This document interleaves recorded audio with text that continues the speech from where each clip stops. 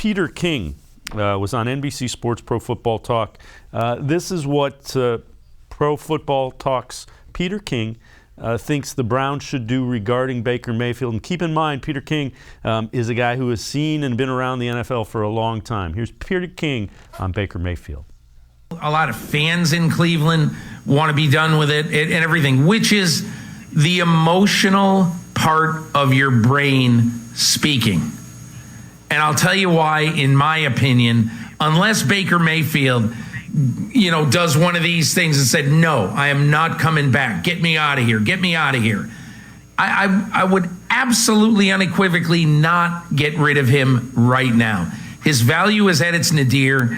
And $18.8 million for a quarterback who gives you a chance. At his best, you've seen that Baker Mayfield can be and should be a long-term quarterback for your team. But he wasn't at his best almost all season. There's no way I'd sign him to an extension for a lot of money.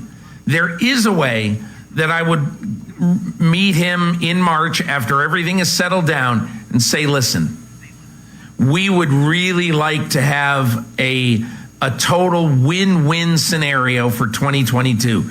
You come back at $18.8 million, and if you play great, one of two things can happen. You'll be able to go out and seek your fortune somewhere, or you'll sign here for $40 million a year. So to me, that is what I would do if I were the Browns. And Tim Bielik, I know you didn't study for the SAT word nadir. I'm guessing that means it's at its lowest point. I don't know that for certain, but that's what I'm going with.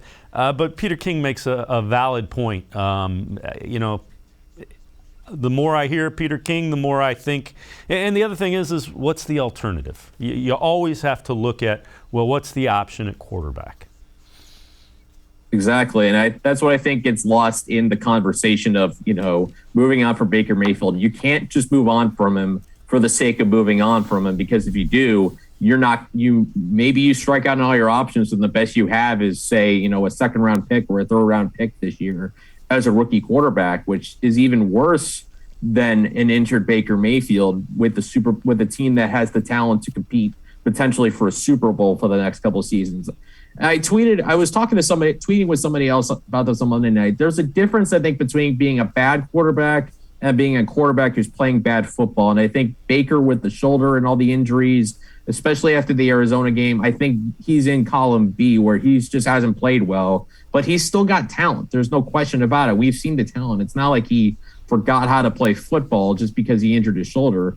I think he lost a lot of value, by playing these final 10 games or so, probably after Arizona. Might have been a good time for him to shut it down, to get the surgery, and to be ready for 2022.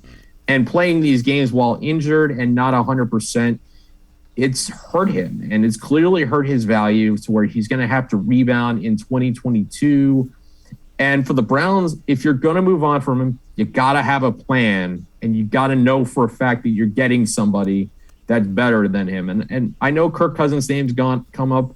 I think that's lateral. And the reason Kirk Cousins looks better right now, number one, he's healthier. And number two, he's got two star receivers to throw the football to, and Adam Thielen and Justin Jefferson. If you give Baker Mayfield those guys, I guarantee you he looks a lot better than he did this season, or even in 2020 when he had the receivers he has now and was much healthier. Baker's just a quarterback who seems like he doesn't play, who really struggles when he's not healthy.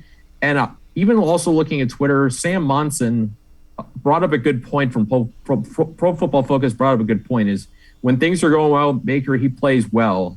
When things aren't going well, they snowball for him, and he's just not able to pull himself out of that. So that's something he needs to work on, is how to pull himself out of those negative situations and how to be better in the fourth quarter. If he can do those things while being healthier and continue to work on those mechanics this offseason, I know that's a very vague checklist of things he can work on, but I think if he does those things, he's got a chance to be the guy that everybody thought he was going to be all the way back in 2018 when they drafted him.